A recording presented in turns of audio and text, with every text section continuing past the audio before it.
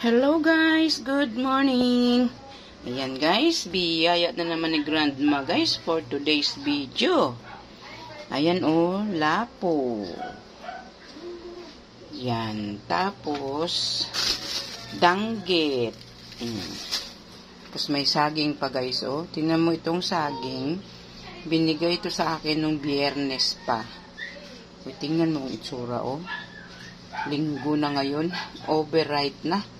So, ito guys ay gagawin natin maruya. So, ayan. So, ito naprituhan na ito ng asawa ko. 2 beses na niya naprituhan. Bigay ng kumpare. At saka ito. Isa lang nagbigay nito guys. Ito at saka ito. Isa lang nagbigay. Tapos ito iba naman. So, ayan guys.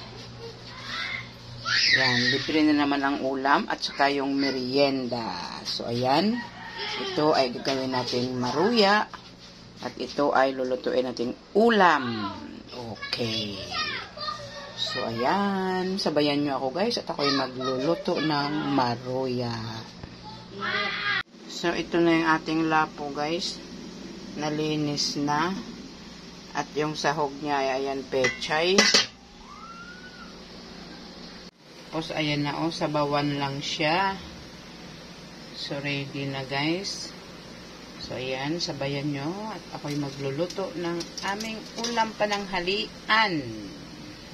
Bali, mamaya na yan pahuli. Kasi pang merienda yan. So, ayan na po yung ating ulam. Kulo-kulo na siya guys. So, konting kulo na lang at ilagay na natin yung ating pechay.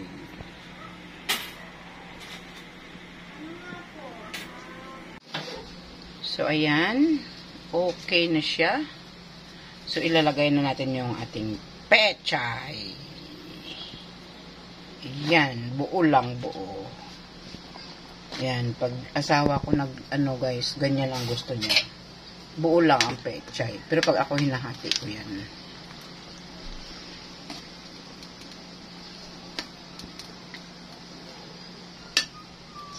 So, half cook lang guys.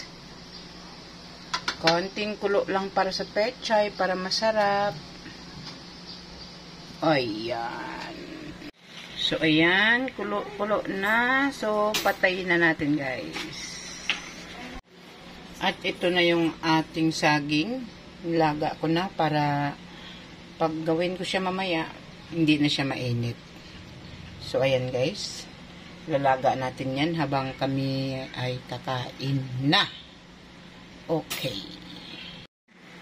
So, ayan na po yung ating ulam.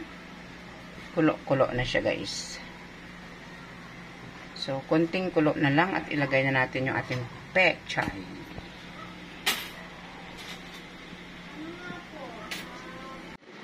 So, ayan guys. Kain na tayo.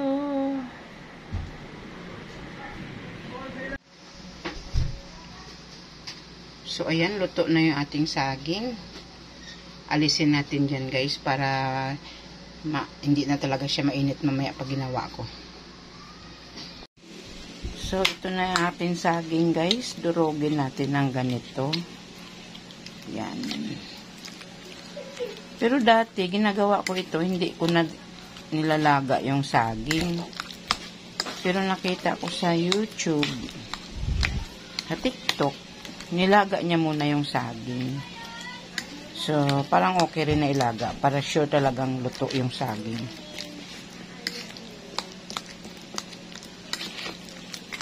So, ayan. Durogin lang. So, ayan. Nadurog na natin yung saging. Lalagyan natin siya ng powder milk.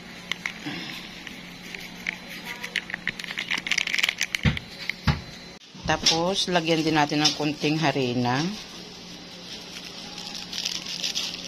Yan, bumili lang ako ng harina kaya naubusan na ako. So, ayan, nalagay ko na yung harina at saka yung gatas. Halo-haloin, guys. Ilipat ko siguro ito sa lagayan na malaki.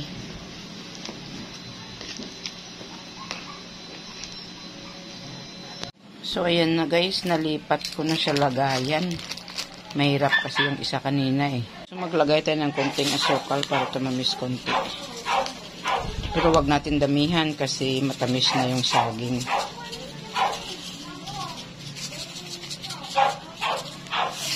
So, ayan.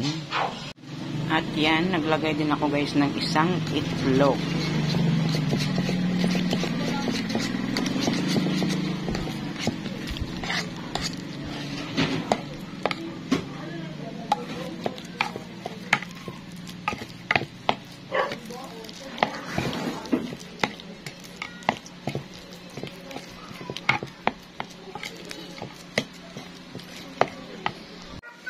So, ayan na guys. Oh, maganda na siya. Nahalo na natin ng maayos at pino na siya. So, magluluto na tayo. So, ayan na yung ating lutuan at tayo maglagay na ng mantika.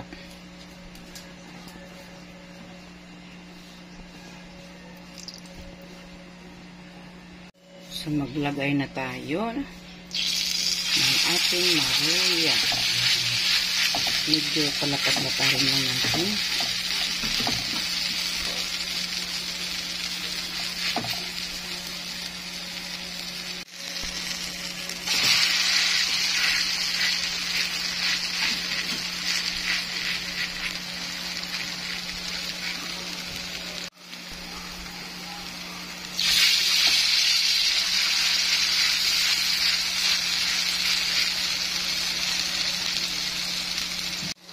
So, ayan na yung ating maruya. Malapit na maluto yung unang salang. So, ayan na po yung aking last na salang. Yan. So, ayan na yung ating last na salang. Tapos, ito yung iba. Yan. Nadurog yung isa. So, ayan na lahat yung nagawa ni Grandma na maruya. So, ayan na guys. Kain na tayo. It's merienda time.